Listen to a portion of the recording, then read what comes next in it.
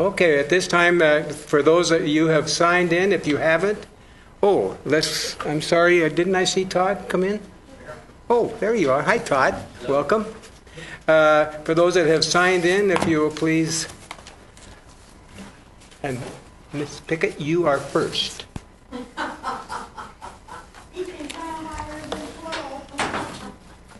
Carolyn Pickett, Spokane Valley City. And I have not planned anything today, but I'm going to talk my 3 minutes out. I've been reading quite a few different books. One of them is the Bilderberg story. I'm not sure I'm saying it right, but you can get it at the library, and it will enlighten you on all the different things that are happening in government and who has been manipulating our government for quite a while. The other one is on, I can't remember it. Rose, do you remember that? Symptoms of autism. It's a book from the library. You can get it at the library. It's about autism and how people can teach people who have autism. And it's very informative. I think you'll like what it has in it for teaching you about autistic people and how to know what they do and why they do it. And then there's always the vaccines. I learned about them in 2007. What they're basically made of is formaldehyde, formic acid, and who would put their children in an ant's nest and let it bite them? Because that's what formic acid is. And these are things that are in the basic fluoride is the base ingredient, and formaldehyde is what they use in embalming people for when they die. And I just find everything so interesting that they're dumping it into our children and saying they're going to help them with vaccines. It's very toxic material, and it's not helping them. It's making them, it will make them have SIDS, crib deaths, and nobody pays any attention to the ingredients in the vaccines. They're just saying, get your vaccination. Flu vaccinations, get your flu vaccination. These are not going to help you get well.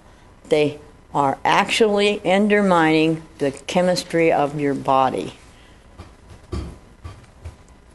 My 3 minutes up? Oh, no, I let you go to 5 minutes. You went past the 3 minutes. Thank you very much. I just came because Rose was going to be here, and she needs to have somebody support her too. Okay, well, thank you very much. And I'm checking on your time. Remembering that for the next time check comment that way. And I'm checking on your time as you keep talking, so that's okay. Okay. I'm a life member of the National Health Federation because this establishment literally saved my life in 1968. This is the front cover of the spring issue. This I've given each of you a copy when it came out, 3 years ago, I think. The fluoride deception, my son gave me a copy of it for Mother's Day in 2004 when it first came out. Highly recommend it. Of all the document research that I've done over the last 50 years, this one is one of the best for putting everything all together and revealing the history, the true history of water fluoridation. Now, you've got a bunch of stuff that, God bless you if you read it all. If you take this one, that's the ad, the billboard that I put up in October of last year when we were fighting, was it last year or the year before? Anyway, when we were fighting the GMO thing. This one is my billboard that will be coming up on the 7th of this month, this coming month. And on the above it, it says U.S. dropping level of fluoride in water, which is a Thursday, April 28th spokesman review AP article. All I can say about it is it's basically massaged news full of misleading facts. For example, it calls fluoride a mineral. Now, I'm going to hurry up and read this, and if I don't make 3 minutes, you can call the security, you can send me to jail, whatever. I don't give a rat's behind. Keep talking like that, and you're actually going to not get security. The poison warning on fluoridated toothpaste in 1997 was actually 40 years too late. Given the number of new health catastrophes, which include but aren't limited to just the crippling and deaths of both young and old, many of which I'm personally aware, as well as those deliberately hidden, fluoridation history is so bad that in the 70s, the Public Health Service purposely began to no longer track nor keep the health records of fluoridation problems, fluoride health problems. And since the 60s, the Public Health Service does not keep records on disease outbreaks nor deaths caused by the vaccines given to prevent them. Fluoride is not a mineral. To sell fluoridation, the public is still purposely deceived into wanting to believe this lie. A nephew of psychologist Sigmund Freud, observing how easy it is to brainwash health consumers, and that was the basis for the Cold War's mind control experiments, Edward Bernays fathered Madison Avenue marketing and pushed fluoridation on the belief that if your doctor or dentist says so, it's safe. Safe to inhale tobacco smoke? Do you remember? Are any of you old enough to remember the ads in the 40s and 50s about, my dentist, my doctor says smoke this, that, or the other brand of tobacco, it's good for you, and the implication was that it was good for your health.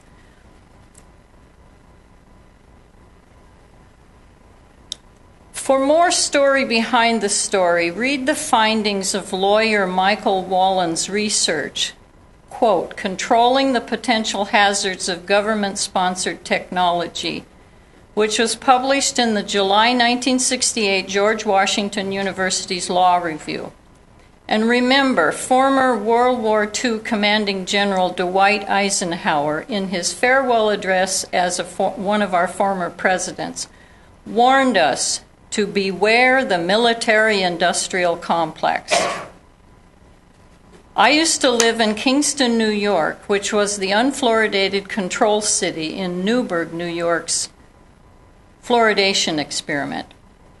Newburgh, New York fluoride test is the only one that was ever completed in the U.S. Grand Rapids was not completed because it was denatured in 1950 when the unfluoridated control was prematurely fluoridated. They did not wait for the test to finish, which would have been 1955. So how's your time doing? I don't know. You know better than I do. Time is up. I just want you to be aware.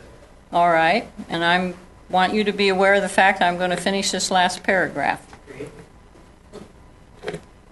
Fluorides are bioaccumulative poisons, and that's what the complete 10-year experiment proved. It evidences in its mildest form, in the splotched white to yellow or brown stains, or the all-brown black teeth of which my father had by the time he was 17 years old. And as a poor orphaned at age 7, and struggling from age 11 to survive on his own in a naturally fluoridated region of the Midwest. Anything bioaccumulative is mutagenic. Anything mutagenic is carcinogenic. Anything carcinogenic is capable of either destroying the immune system or creating physical monsters, teratogenesis. Physically gross and misshapen, alien-appearing plants, animals, or humanoids, beginning with physical and... More than one paragraph? You're interrupting my paragraph. I know it. Let's hurry, please. Beginning with physical and mental birth defects in the newborn, which includes adipsia, anorexia, or I'm hungry all the time, polydipsia, polyuria, sterility, accelerated libido, and inborn sex identity problems, to pathogenic fat accumulation, double injection. Point of order, Man, Chair. We have to represent the interests of not just the people that are in this room, but also outside this room. And now I think she's 5 minutes, and if we don't have I was standards, giving her a little attitude. You only took one minute last time, so I was giving her an attitude. So I thank you, Rose. Thank you very much. You're quite welcome. Now, you're morally obligated, each of you, to finish reading what I wasn't able to tell you. Okay. Thank you. And remember, if you don't, Thank you. that is no different than putting a gun to my head. Thank you. Fine. So at this stage, I think Attorney Smith will be giving the doctor's health officer report. Thank you, Mr. Chair, and good afternoon to all of you in the board. As was just mentioned, Dr. Joel is attending a community leadership conference as part of his responsibilities of linking the health district to other community organizations, and in this case, United Way. We'll talk to you briefly about the County Health Rankings report, which is out now, and Dr. Joel will bring you a bunch of specifics a month from now. Mention a few words on the Spokane Public School immunization policy, talk about the audit entrance conference that was held on the 16th, highlight the Let's Move cities, towns, and counties information that has been sent to this county. We'll have an update on the measles situation, a little bit of information about the agency's remodeling that is going on, and then finally the local public health system annual report that goes to the legislature from WSOLFO. As mentioned, Dr. Joel is gone, and one of the things that he will bring to you next month are some specifics from this County Health Rankings report that comes out of the University of Wisconsin, which compares the nation county by county on a whole slew of data elements. And so Dr. Joel will bring those specifics to you next month. What you can see here in that report, however, is one of the highlighted items is the county, so the counties that were identified as winners of the Culture of Health Prize from the Robert Wood Johnson Foundation, of which the work done by Priority Spokane here in our community was recognized and has been made popular throughout the nation this last year. So real terrific work being done there. This is a site of their website. If you wish to go look at the county health rankings prior to next month's presentation, you can go to countyhealthrankings.org and look up Spokane specifically and learn how we compare not only to our state but to the nation. On April 12th, Spokane Public Schools is the first school district in our state to enforce what was already existing law, and that was to identify that their students either had to have vaccinations on record or they had to have an exemption on record. And so that exemption needed to have input and education from a healthcare provider. They were immensely successful in providing information to their student body over a long period of time, and then on the date that it was identified that if your student did not meet one of those two criteria, they would be pulled out of class, which they did. We found that a great number of the students either got vaccinated or already had been vaccinated, and simply the school district had not gotten the records. So that was done, and they are in a much better position of understanding, in the event of a particular disease outbreak, who in their population is at risk and is not, and those who may be at risk because they are not vaccinated for a specific disease will be taken out of school so that they don't put others at risk. The audit entrance conference was held, and they've actually already completed the audit, and we will have the exit conference just prior to our next board meeting. But you can see here that what they evaluated was the financial condition of the district. They addressed any conflicts of interest that could exist. They looked at what are referred to as procurement cards. When we make certain online purchases, we use an agency credit card. And so they evaluated the purchases that were done on those. And they looked at state grants. They also look at because we had a clean audit over the past 2 years, they looked at just 25% of our federal grants, and it was perspective looking at the WIC program. These were some of the issues that they were calling to our attention in that entrance conference. One of the emerging issues is a change in Gatsby, which is the direction that we have from Government Accounting Board, and that is that as we go forth, what used to simply be a note field talking about looking at retirement liability. So as an agency, as we have more people approaching retirement, we begin to have a liability that exists for when they retire, what is our obligation in certain payoff amounts. Going forward, that has to be documented by dollar value as well as just identified in a note field. So they will bring the attention to that.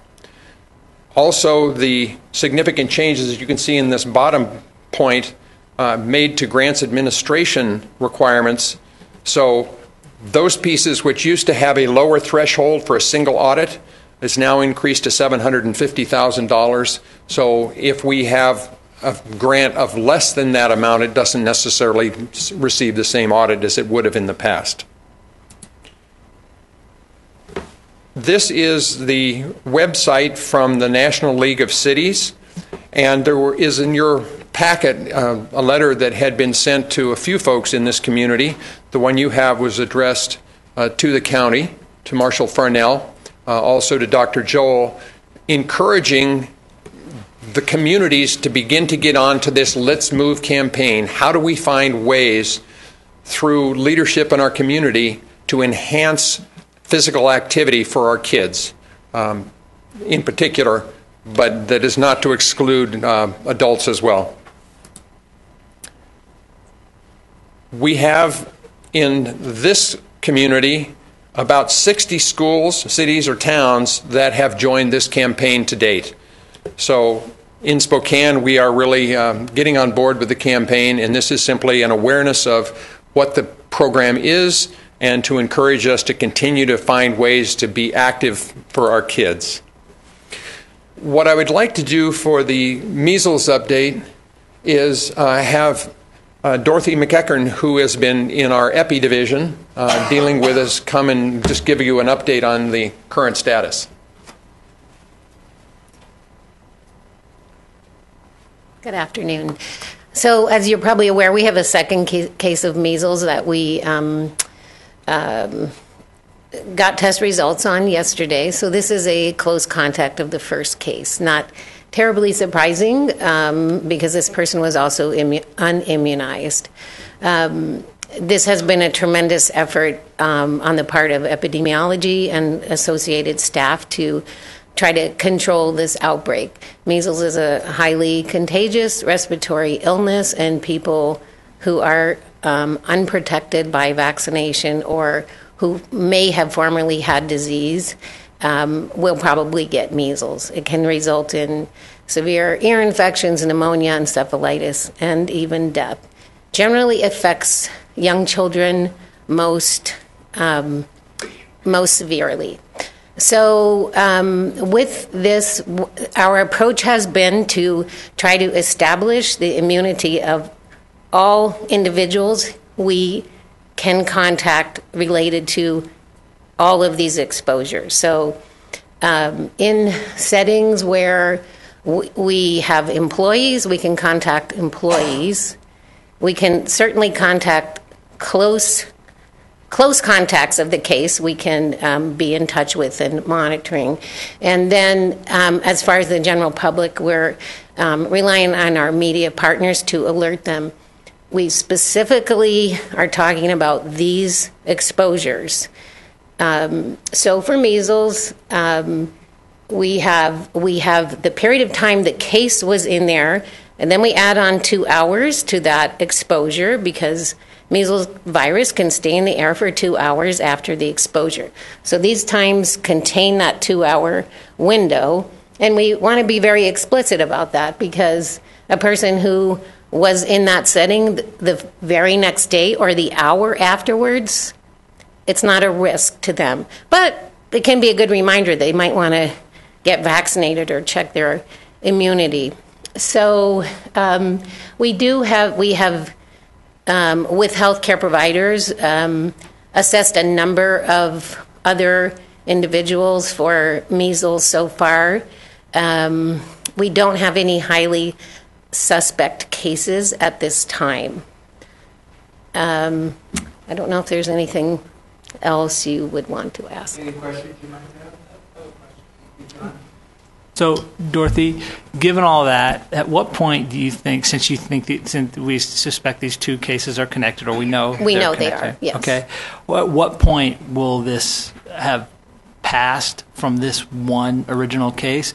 After, like, say, 3 or 4 weeks, will you know that has passed, or could we be finding new exposures further out than that? Well, there's a couple of things that are of concern, which is that we have not identified the source of the first case. We haven't had a case in measles in 20 years. This individual has not left the county, has not had any visitors from outside, so there could be undiagnosed measles circulating, so that's a concern. As far as these two cases, what we do is start counting 3 weeks after the last exposure, so April 19th. I think it takes us to May 15th. And if we have no new cases, that's great. But we, as a routine epi measure, we always go twice the maximum incubation period. So 42 days from April 19th. I don't have that in my head, but that is when we would call the outbreak over. At some point, we'll be able to have additional laboratory testing, which indicates if this is related to the California outbreak we saw earlier this year with over 150 cases, but that takes quite some time and it won't be available for a while. Any other questions you might have? Well, I want to say thank you because the TV coverage I thought has been very extensive. And I really appreciate the email information that at least all of us, I think, have been receiving, which is very good because it keeps us up to date on what's going on. So appreciate that very, very much. Okay. Thank you. Mr. Smith, back to you, Chuck, sir. sorry, I did have Oh, one question. one more question? I'm sorry. Well, because this is for the first case, so it's actually the timeline for this is actually bumped up a little bit further because of the Oh, second yeah, case. you're right. It's not up there. I was thinking it was up there. So our exposure for the last case, do we have that with us, Kim? The last exposure for the last case was April 25th. So we're adding, 6 days onto this, and then 42 days after that. So 48 days after April 19th. And I guess I'm curious, are there others in the family that are unvaccinated that are on a watch? There is one person who's in quarantine. Okay, so they're in quarantine. That Yes, was where I was going. all other household contacts are immune. Okay. And luckily, we did have the quarantine on this person because then the second individual, we had some difficulty contacting at first, but immediately went into quarantine when we got contact, and so the exposures were much more limited Okay, with good. the second case. Great, thank Okay. you. Any other questions? Okay, thank you very much.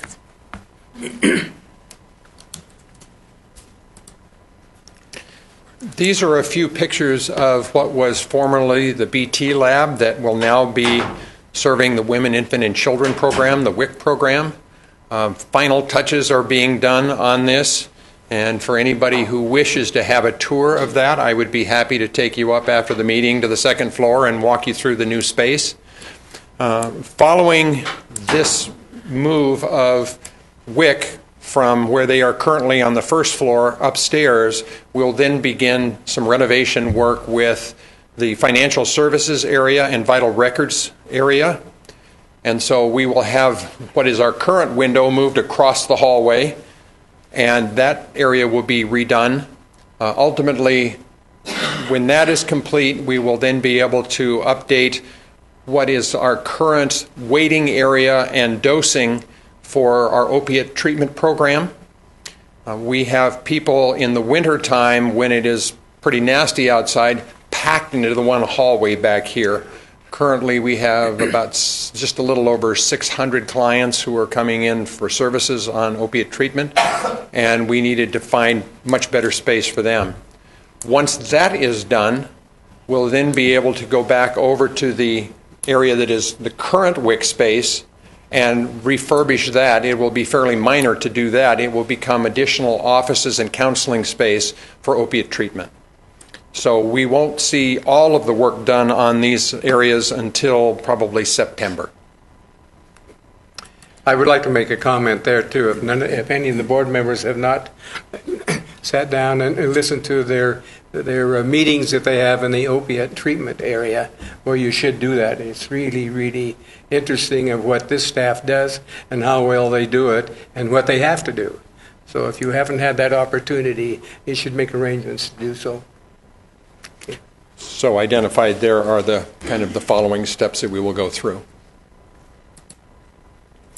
Finally, in your packet, you will have this report, which is a statewide report from WSALFO, the Washington State Association of Local Public Health Officials, which is the first annual report to the legislature since funding to locals now comes directly from the state as opposed to going through the Department of Health. So we are now reporting directly back to the legislature as a system, and this is the first report for you to be able to review if you have interest in doing so.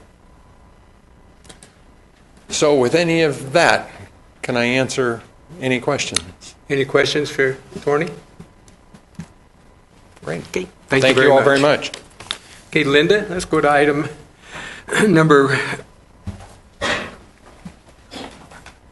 6, please. Good afternoon.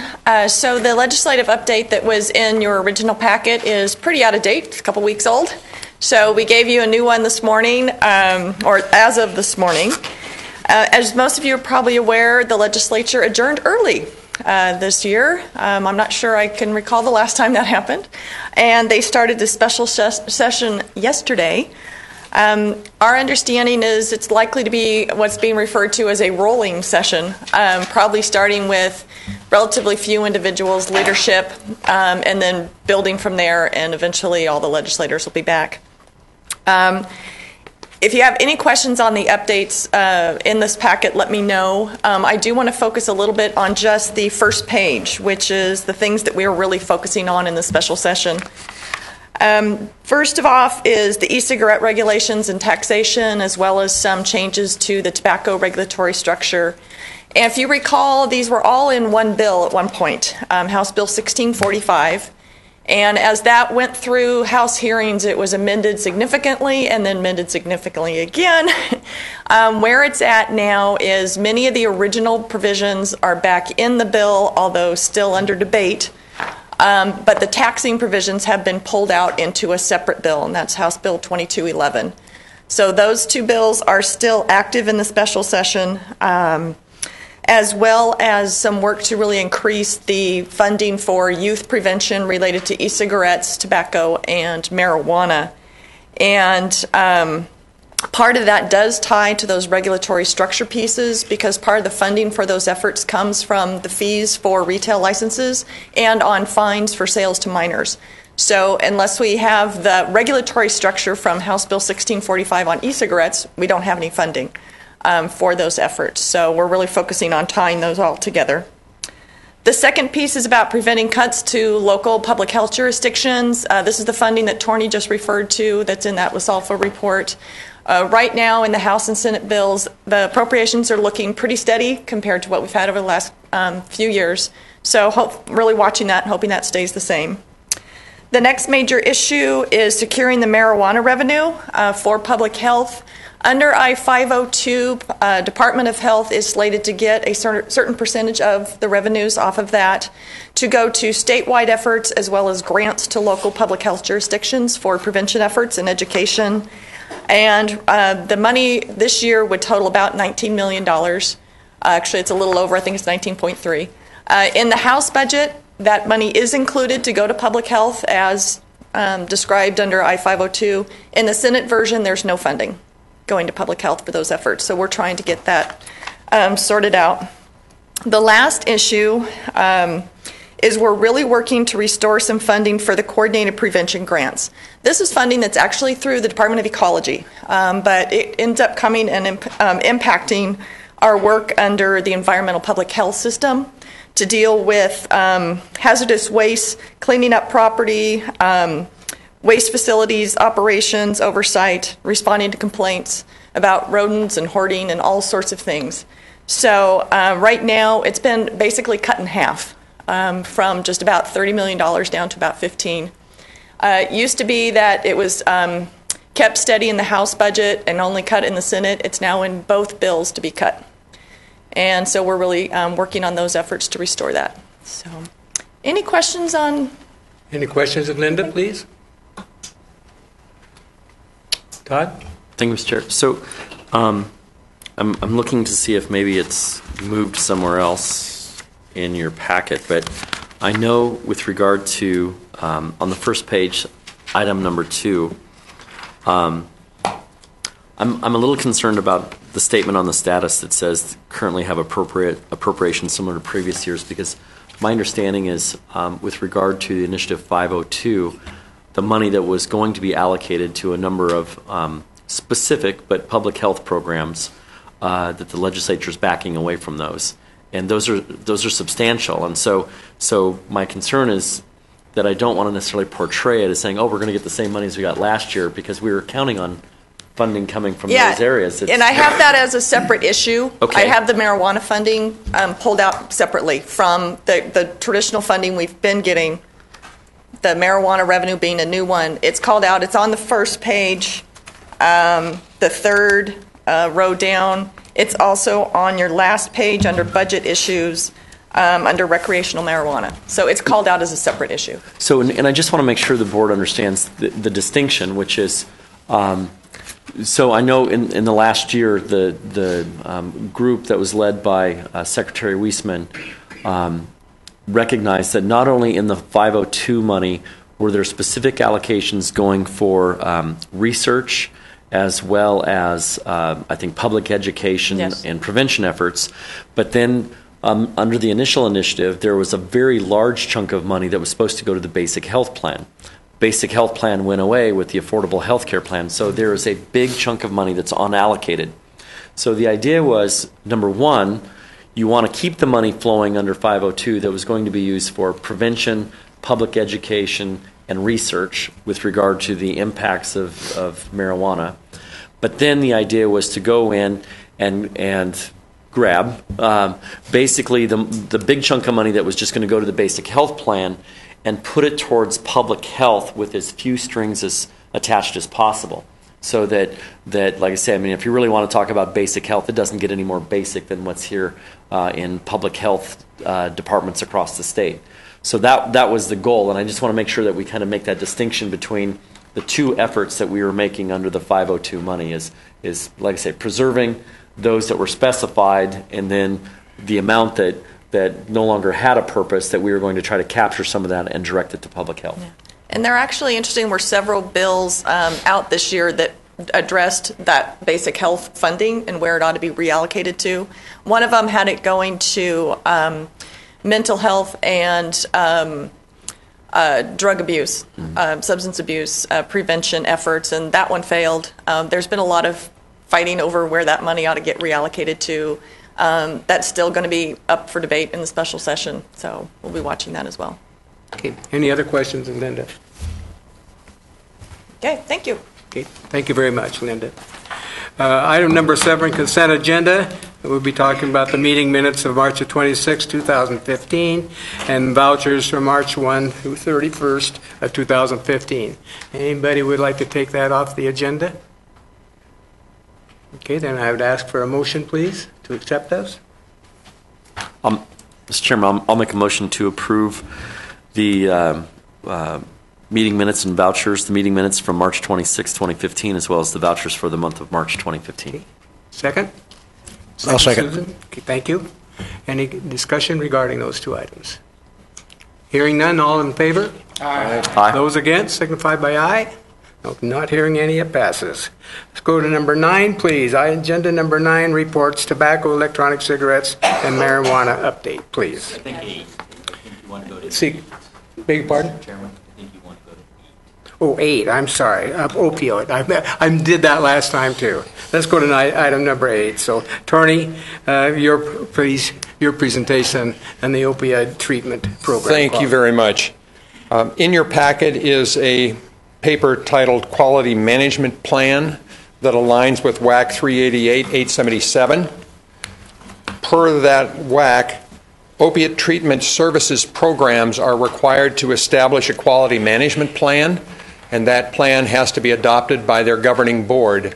So this was sent out to you to identify the work that goes on for us, that identifies patient satisfaction, cultural competency, monitoring to assure that we're following state and federal rules, issues about clinical supervision and staff training, and so forth. So we are asking for approval of the acceptance of our quality management plan for OTP. Okay. Any questions in regard to that? You have a packet of information? Move approval of the quality management plan, WAC 388-877 is presented. Do I hear a second? Okay. Any discussion, please? Hearing none. All those in favor? Aye. Aye. Those against? Okay, thank you very much. Thank you. Now we can go to item number 8, please. I mean, number 9 now. Okay. I know it. This is a tough day for Day. Good afternoon.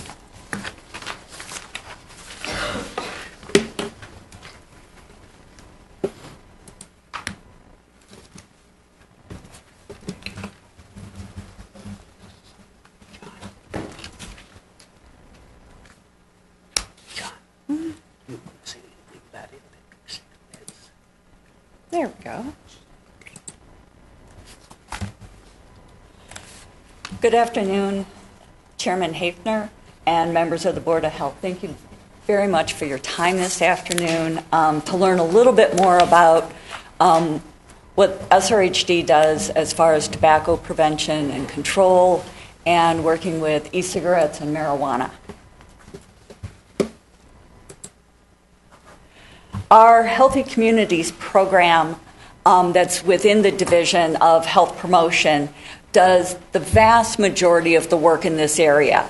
Other programs within the Health District also address tobacco use by their clients, such as the WIC program, the opioid treatment program, and the HIV and AIDS programs. We are fortunate that over the last couple of years, or actually in the last year, we've been able to increase the amount of staff in this program from 1 FTE to 1.5 FTEs. And we're working on rearranging our priorities and how we do our work, and that's some of what I wanted to share with you today because of the emerging issues of electronic cigarettes and legalized marijuana.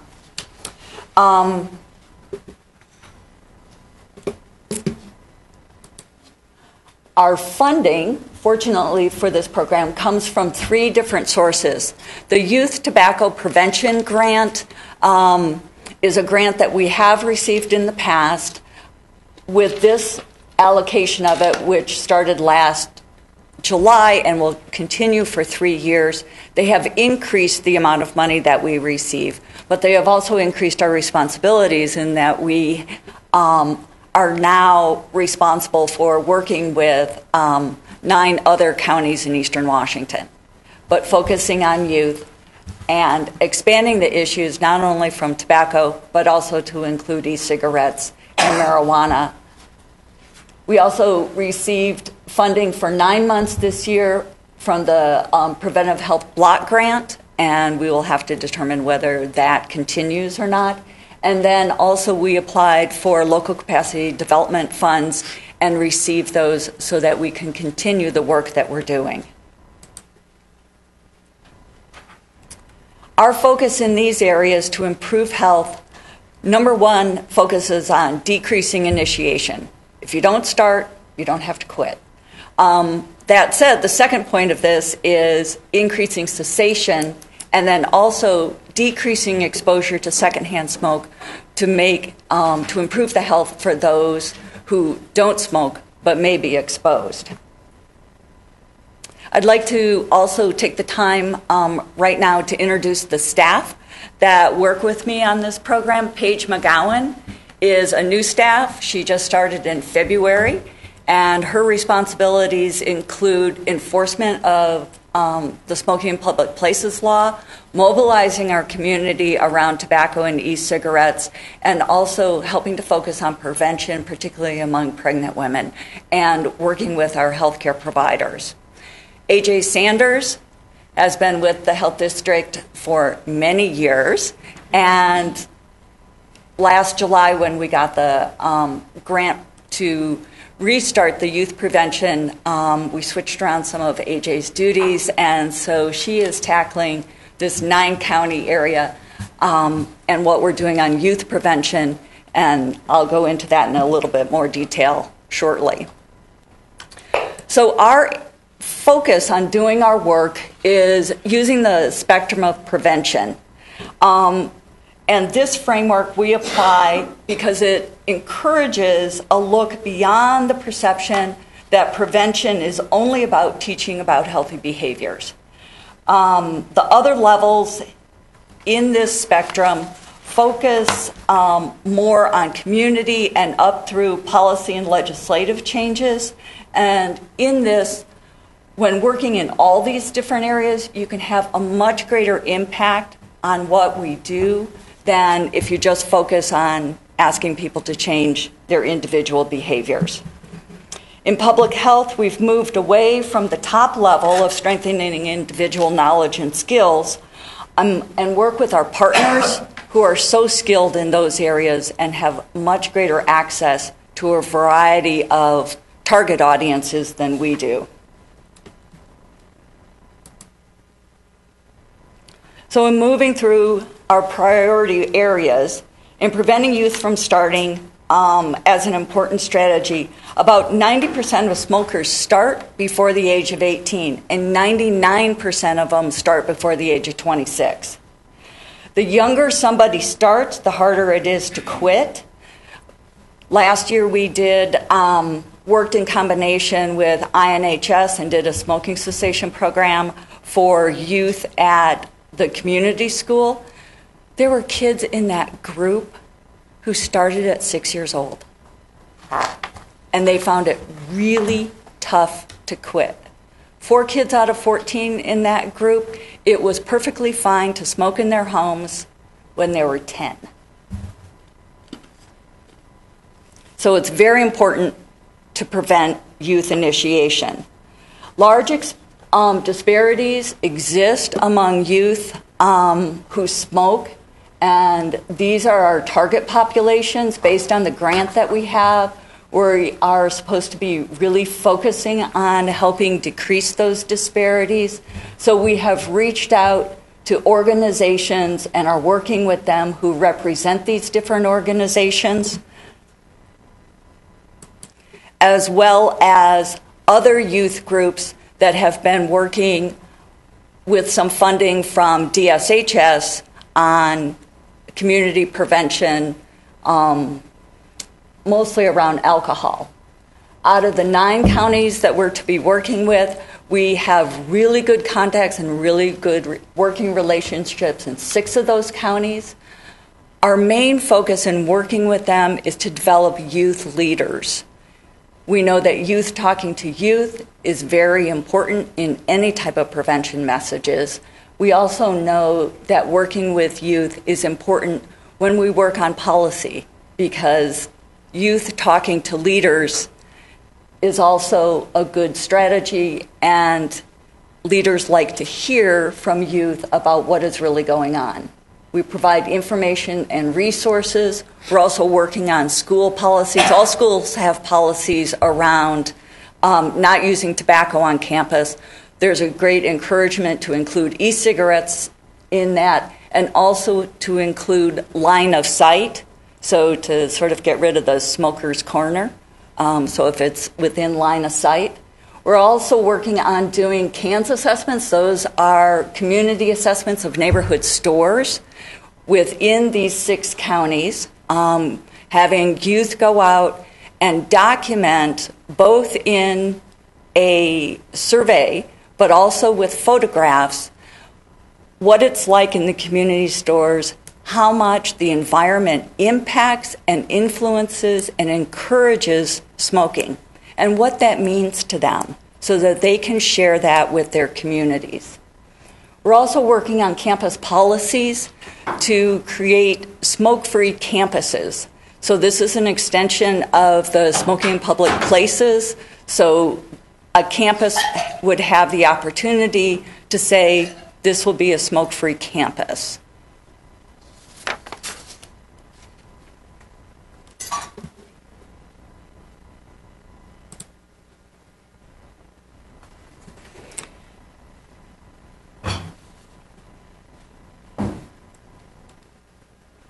In working with the cessation among pregnant women, low-income adults, and also in youth, this is a new area for us to have quite a bit of emphasis on.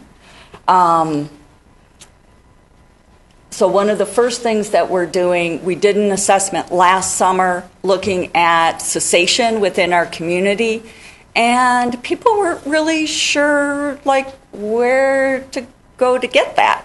So we assessed all of the partners that we knew of and did a snowball of asking, okay, so who else do you know that would do this? And are putting together materials to be able to distribute to schools and healthcare providers and other organizations that might refer to for cessation, providing information about cessation services within our communities.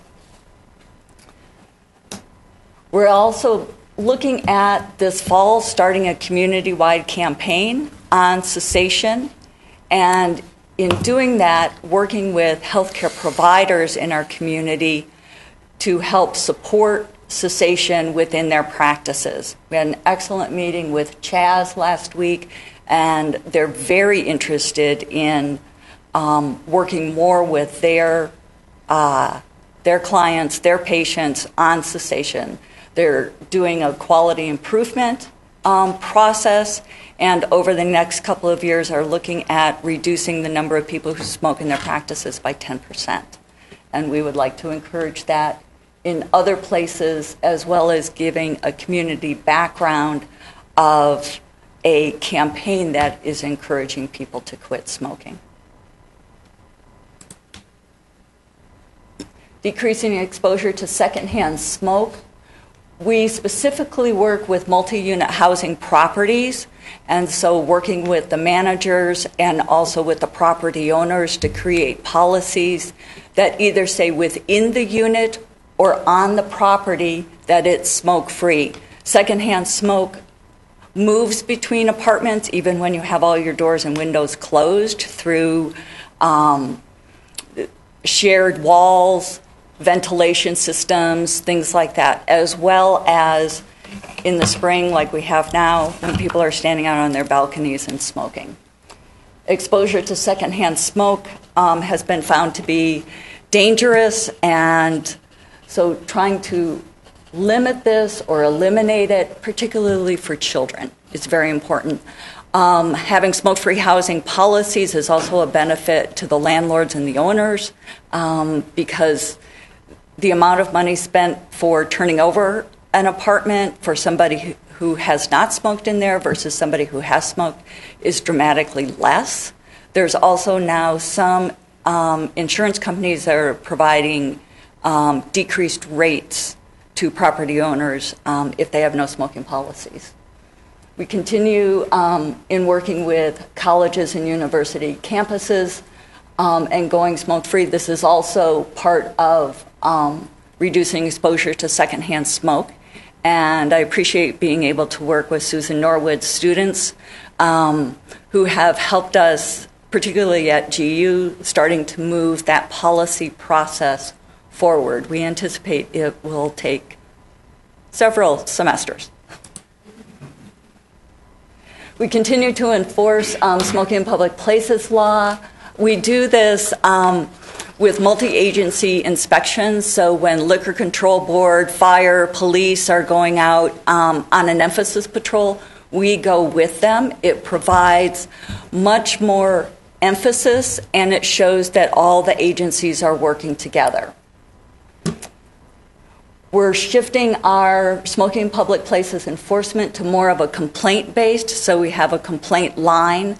And once we get all our processes in place, we will be advertising that more. And this is a shift. Instead of going out and doing random inspections, most of which were negative, we're really going to focus on those areas where people have concerns. With smoking in public places law, marijuana may be enforced under the smoking in public places law. And at this point, electronic cigarettes do not fall under smoking in public places.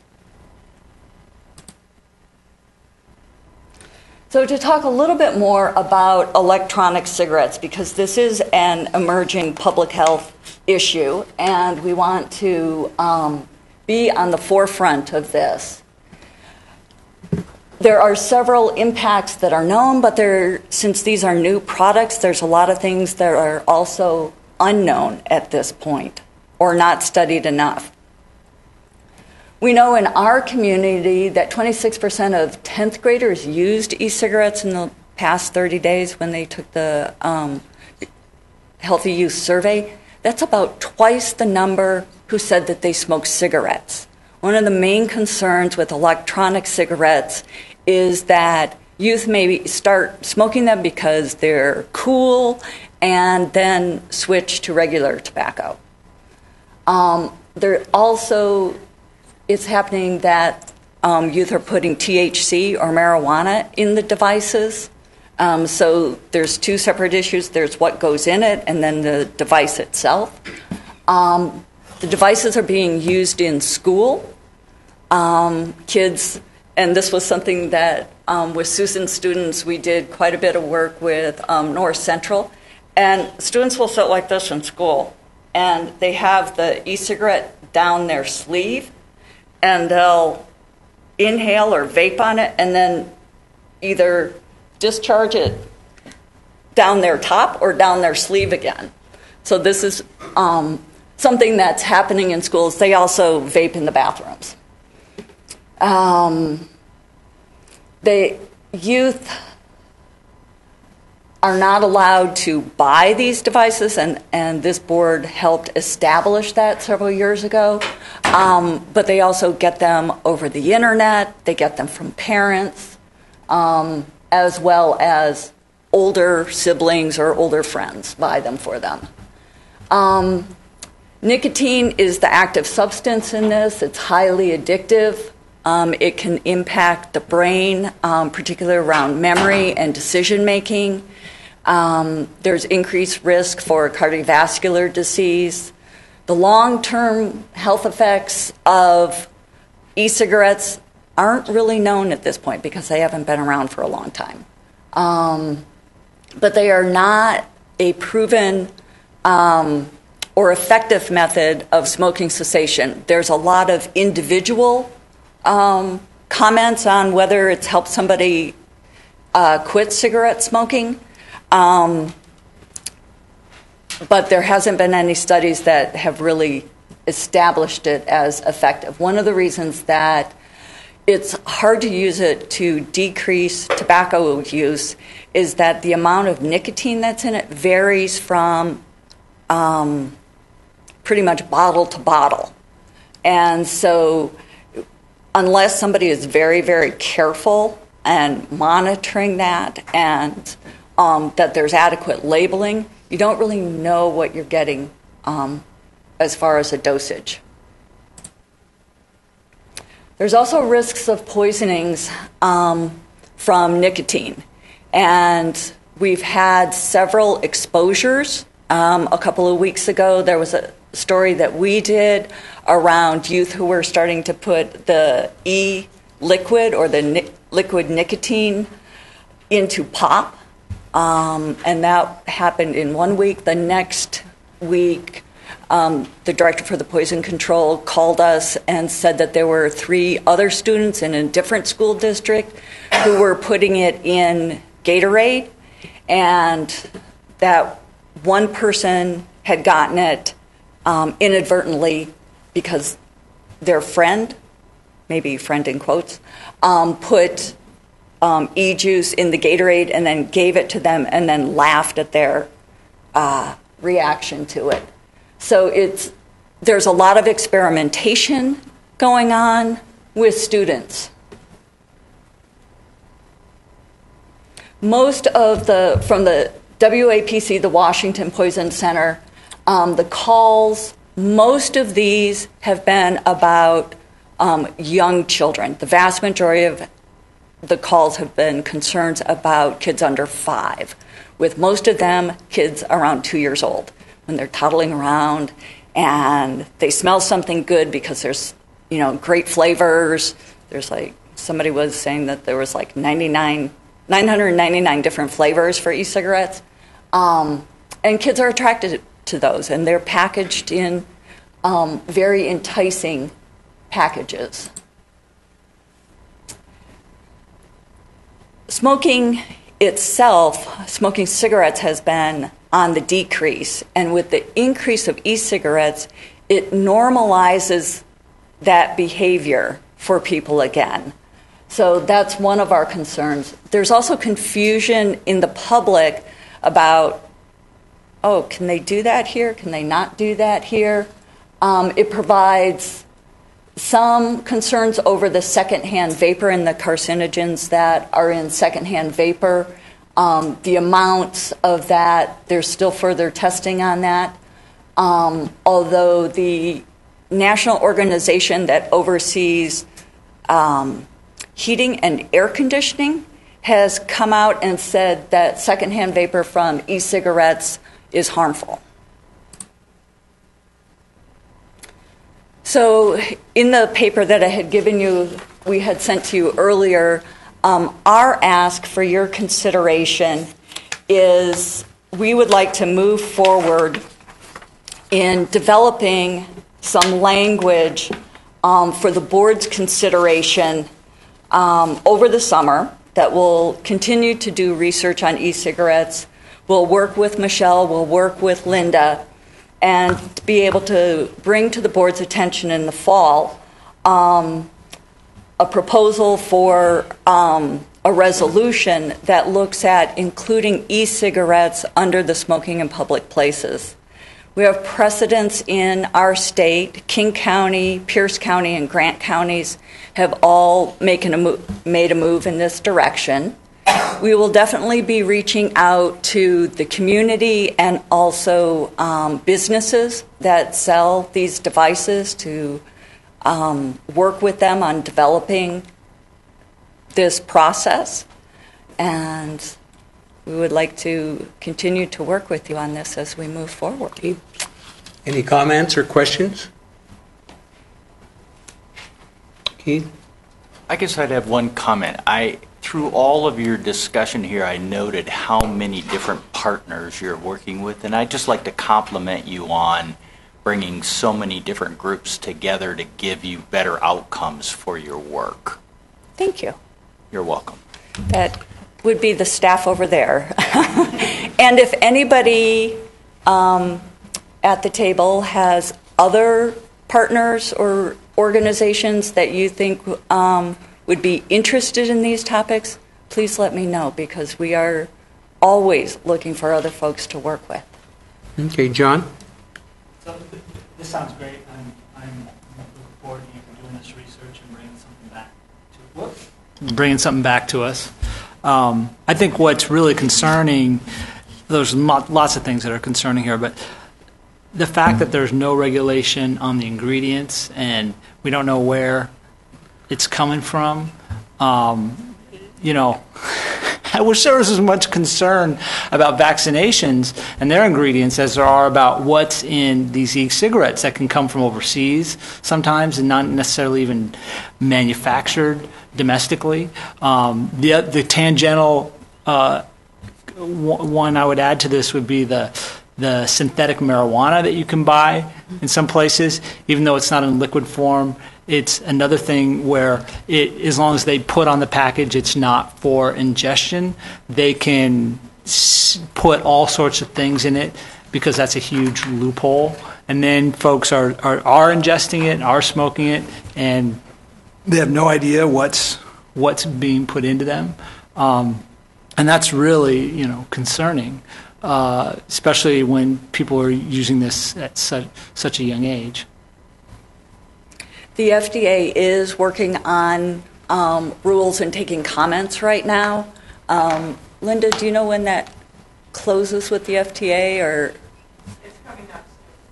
So, but looking at regulating how this is made and the packaging and things like that. So there's a variety of things that they are looking at.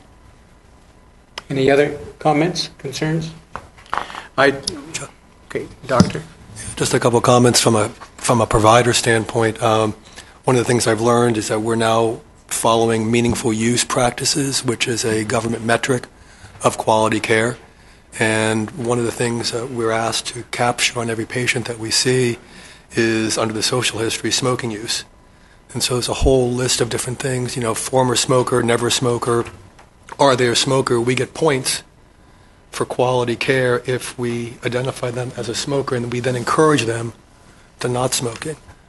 One of the things that's interesting is that there's no button for e-cigarettes, because e-cigarettes are just something that, again, right now doesn't exist within the meaningful use category, and so some people are capturing it, some people aren't.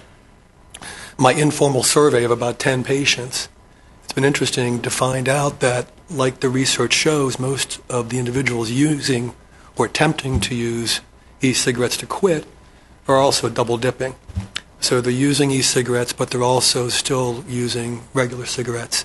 And they say their amount of burn cigarettes has decreased, but then you compare that with the amount of nicotine they're probably capturing with the e-cigarettes, and one would question whether or not they've really decreased the nicotine.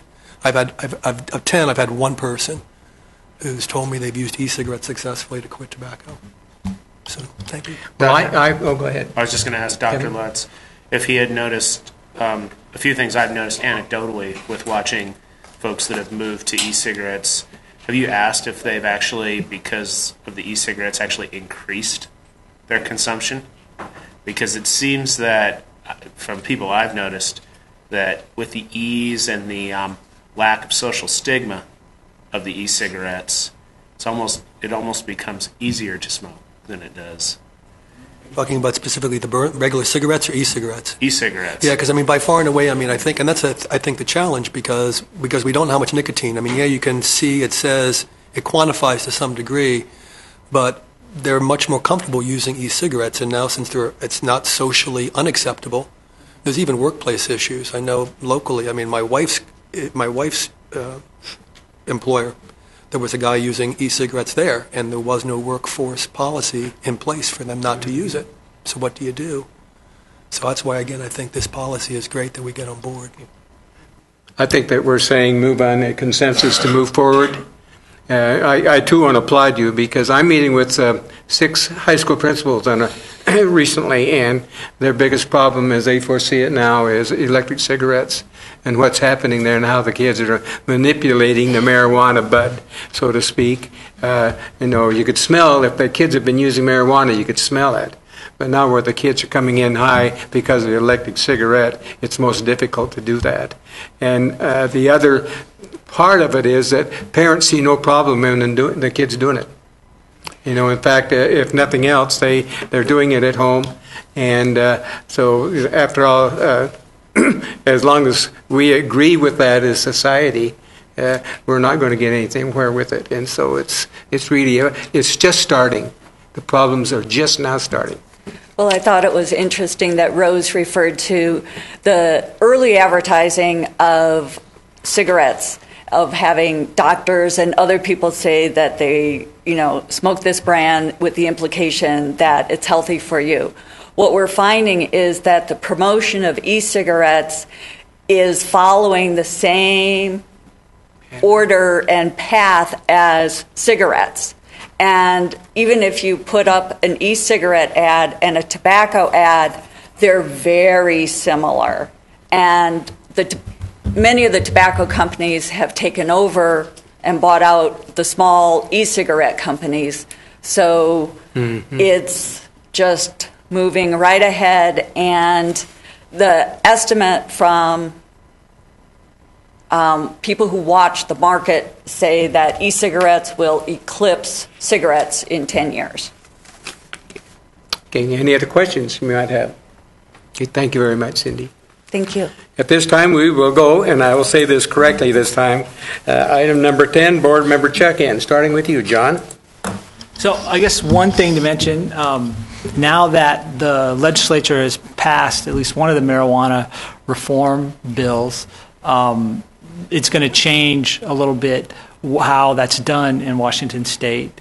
We are, at the City of Spokane, we're putting together a summit on the morning of June 11th, kind of an extension. We're looking at doing this as kind of an extension of the monthly meetings that Councilmember Fagan and I chaired for all of last year, to now recap what those changes are and discuss. And we have the National ACLU is actually going to come to Spokane to participate in that. There's a variety of different issues to look at.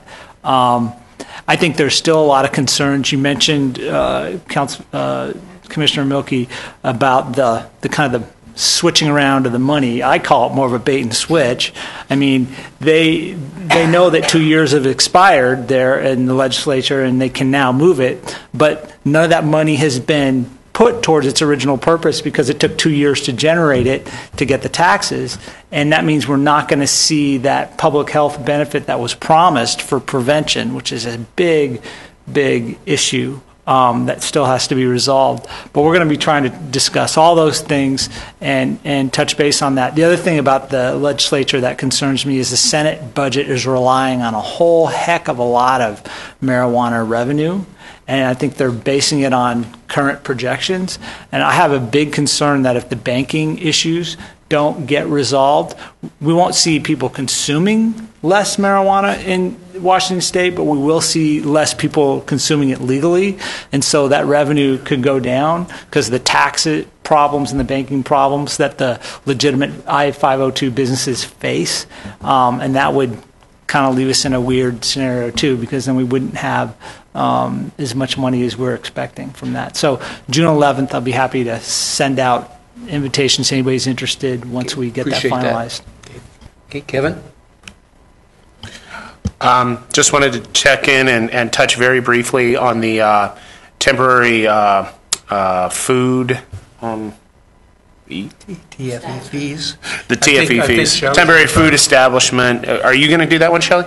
No, if you want. Go ahead and I'll add. Okay. I just want to say that it looks like at the last meeting we had, we were able to kind of come up with a path forward to potentially look at some options within that department to review our fees in comparison to other districts' fees, see how our fees differ from their fees, and see if it's a matter of ways we account for those fees, our own accounting. So I'll leave Shelley to do the rest of it, but I think we are actually making progress. Okay. Thank you, Kevin. Mike? Keith? Yeah, I'd just like to note today there's a symposium going on around oral health based on the Washington State Department of Health putting out 7 strategies around oral health for our whole state. And I'd just like to let the rest of the board know that Torney gave a short presentation there, which I think was very well done to support the oral health symposium.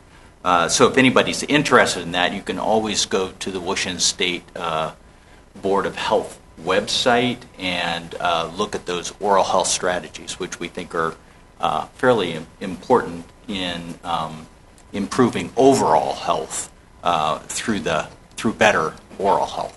Thank you. Thank you, Keith. Todd? Really not anything. I am curious to find out like I say, the progress of the temporary food establishment or permit group. I applaud their work. I do recognize that part of the reason we are where we are is because of policies that had been previously adopted by this board. So I do anticipate that as the group moves forward, I'm expecting that the group will probably bring back recommended suggestions for adjustments that the board would have to consider in our existing policies. Shelley? Yeah, we've had some really good meetings. We did take a look, or we had staff make some phone calls and do some research around the state. And when we hear from our customers in the community that say that Spokane County has the highest fees, they're right. And so we have asked, and by far, and so we've asked them to do additional homework, as Kevin indicated, to take a look at how are we all calculating our expenses? Because we have similar policies across the state where we're looking at 100% cost recovery, and very similar policies, but we have very different numbers on the fees that we charge. And so we said, obviously, we have an ability to get where we want to get, where we are providing some options for folks that they're not so expensive. But how is it that they account for it versus how we account for it, and what recommendations do they have? So we are continuing our work, and I think our next meeting is May 13th or 14th, something like that. So. All right. Okay. Susan? Nothing from me. Dr. Letts? Thank you, Chair. In your package, you'll find this flyer for NALBO. Just to bring it to your attention, first of all, we are all members of NALBO. Congratulations. And so we have access to their resources, and if you go to their website, and Ann can give you the member ID number that you can access their resources. Conference is in Louisville. I said it right, I think. In August. It's a wonderful time to be in Louisville. I'm sure it'll be kind of balmy. But it's a great opportunity to network. It's a great opportunity to learn from other colleagues across the country about what they're doing. You know, we joke that if you've seen one Board of Health, you've seen one Board of Health. And it's very true when you meet colleagues from across the country. Everybody does things a little bit differently, but it's a great opportunity to learn from others. So I encourage, if interested, talk to me and talk to you more about it. Thanks. Okay, thank you. Any other comments? A motion to adjourn, please. Second. All those in favor? Aye. Thank you very much. Adjourned.